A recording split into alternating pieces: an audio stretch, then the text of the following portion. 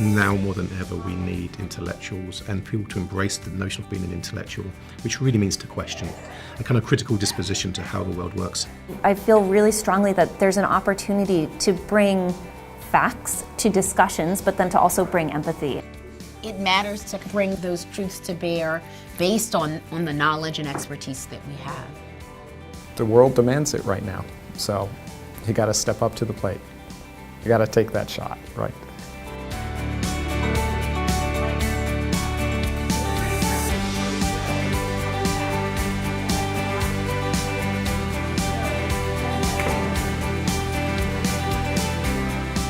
Our obligation is to both historicize, right, but also give depth of context, right, in a way that makes things more accessible to people. And it doesn't make something the truth just because you've repeated it. Something is the truth when you can provide evidence to support that claim. By being able to be a scholar that makes visible those that are invisible in the world of policy, I think that we do a service and give voice to those that are not visible. I'm a PhD and a sea of MDs. We need different voices to be equally as privileged at the table about establishing trust and bringing people into the healthcare system who have, not really for reasons of their own, decided not to participate, but have been excluded from the ability to get there, to be seen, to get the kind of equal care. There's a long history of trying to push abortion providers out of the mainstream of medicine. And it's a strategy to isolate us and to make us seem other than or less than or somehow outside an expertise. Not only a medical expertise, but also a moral framework. If we're kind of awake about the strategies of our opposition, we can use the framework to tell our own stories and to define our own narratives. On our campus last year, a student was murdered, and a lot of the narratives around the murder, I felt that they rolled into these very kind of established and age-old stories about how gendered violence happens, that it happens in public spaces at night, that it's committed by strangers. In reality, most victims of gendered violence are attacked in private spaces, in the home. Their attackers are people that are known to them in 90% of cases. There's currently a bill to deny funding to and punish sanctuary cities.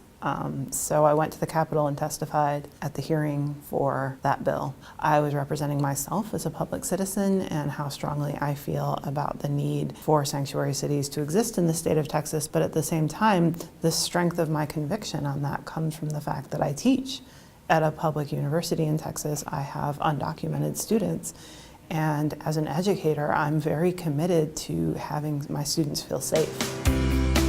Thought leadership, especially now, is so much about this contagion of ideas.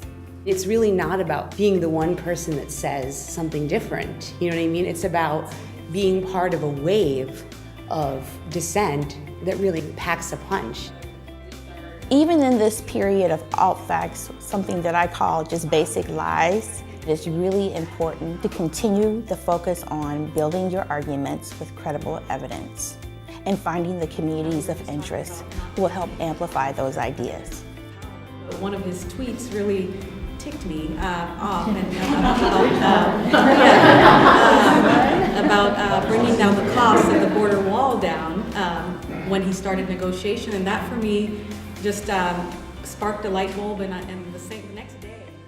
February 11th, 2017, Donald Trump wrote a tweet thinking that he can negotiate the price of the border wall down. And that just really enraged me because I know all the complexities related to building a border wall. It's not that easy. And with my broader training as an engineer, I can really evaluate current problems, analyze current problems in a very technical way, but communicate with a much broader audience. I'm interested in looking at the ways that arts and creative expression intersect with social justice. We need platforms of creative expression so that we can unpack these different perspectives and really understand that there's value in these different perspectives, and these different perspectives are actually all of our stories. I found that as a historian who has looked at social movements and is concerned about today, I felt like I needed to have a voice. It was in those kind of politicized but new relationships of people recognizing what each other was facing and not just sort of unite and fight, but understanding the fullness and hearing each other and becoming friends with each other and doing things together. And that's where hope is for me.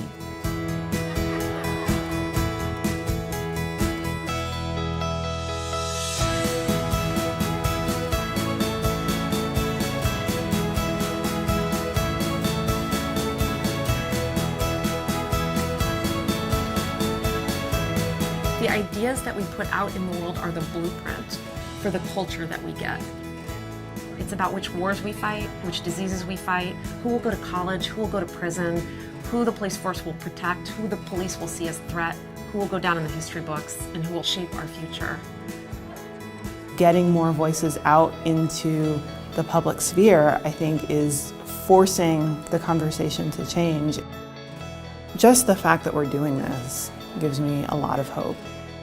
Hopeful and joyful, unquestionably.